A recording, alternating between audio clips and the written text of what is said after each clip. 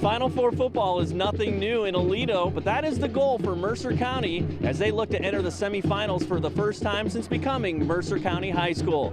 They dock in the port of Amboy as the Clippers look for the same thing.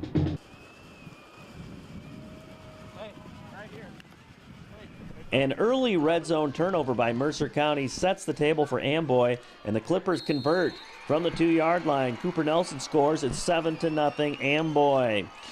Later on in the second quarter of play, it's the defense for the Golden Eagles providing the spark. Tim Willett comes up with a quarterback sack, and then on the ensuing drive, it is Zach Nelson breaking free up the middle. He goes 36 yards for the touchdown right down Broadway, and the game is all tied up at 7-7. And here come the Golden Eagles again, using the running game. Nelson, 16 yards as he tumbles all the way down to the 1, and right after, Tanner Matlick sneaks it in from the 1-yard line. No point after, it's 13-7 Mercer County. But before the half, it is the Clippers tying the game. Spencer Johnson again scoring from short yardage. That point after is blocked. It's 13-13 heading into halftime.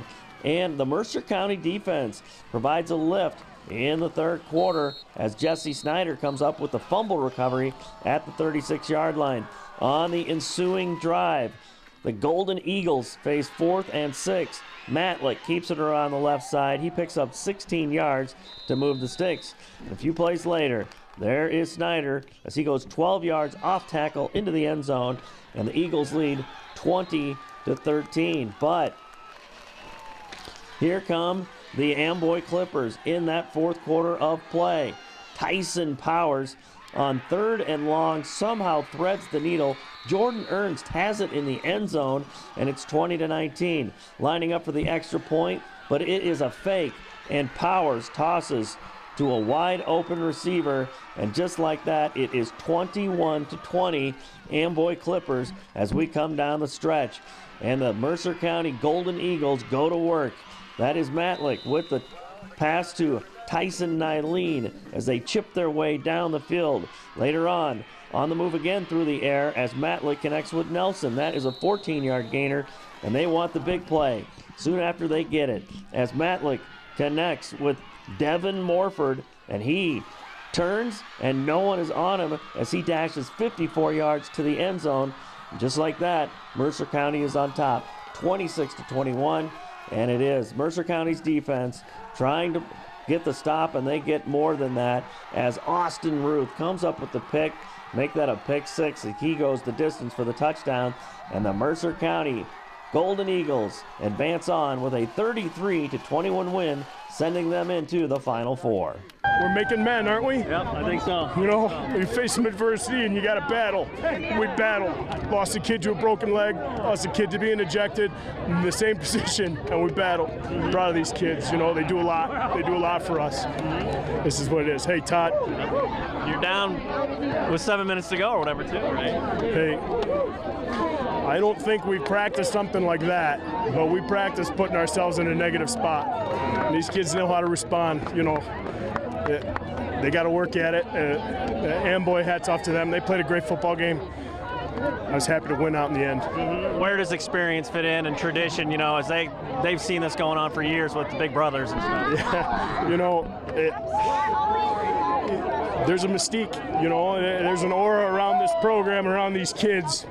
And, you know, for them to put up when it matters was a big deal. And they put up today because that game we were losing that game with 7 minutes left. We ended up winning by 2 scores. So proud of these kids, It's the furthest now a Mercer County team is gone. I mean, how affirming is that? Well, we got one more game, you know. There's something to be said about win and go home, and, you know, they fought. You know, we're not perfect. And we got a lot to improve on. And we're going to have to coach our butts off this week to get better because those 2 that we're losing, those are big ones. So get one more week, though. There's a lot of talk on the sidelines about this past summer, the sweat, that kind of stuff, too. And on a cool day in November, here you are. Well, my coaching staff does a great job of pushing these kids to the limit. You know, it's really awesome because they know how hard they've worked, and you know when they can say that, in the heat of the moment, you know what, we've worked harder, we know what we're doing, then that, I mean, that's really when it matters. You know, it's easy to look good when you're doing well. You know, we didn't look so good at times today, but you know what, these kids.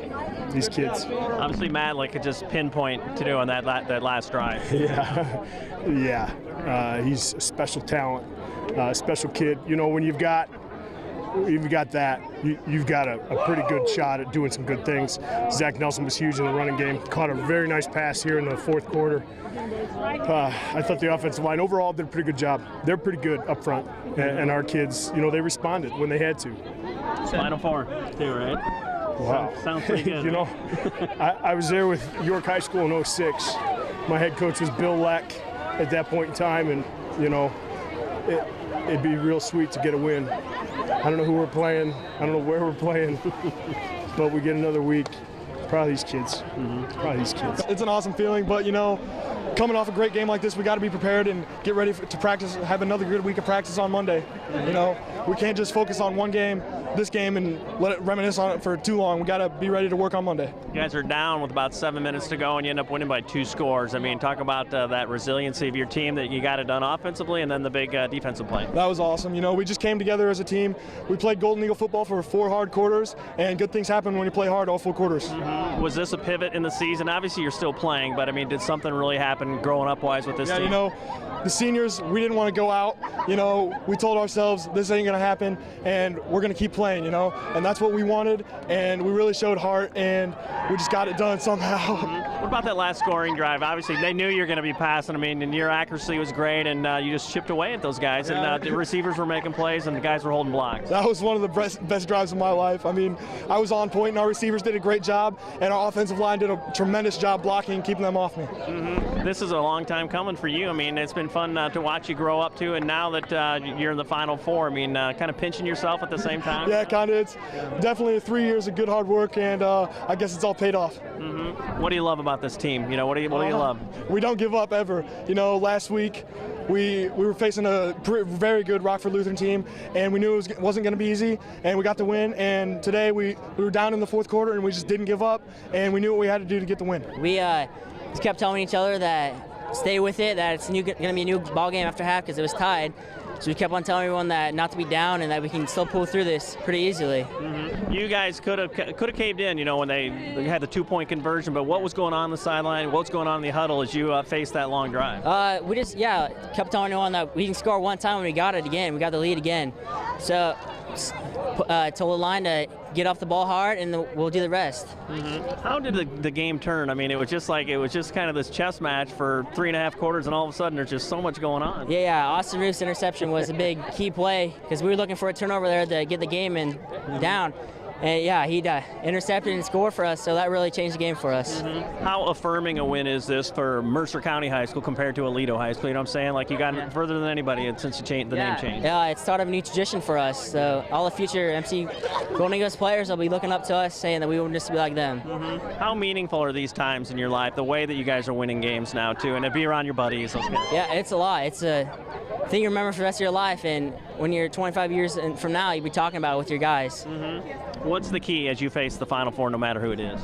Just keep the same mentality we did today, and execute plays that we're doing, and just keep our heads in the game. And obviously you're going to be without a couple of key guys too. Talk about that part, what you expect practice to be like, and how you expect guys to respond.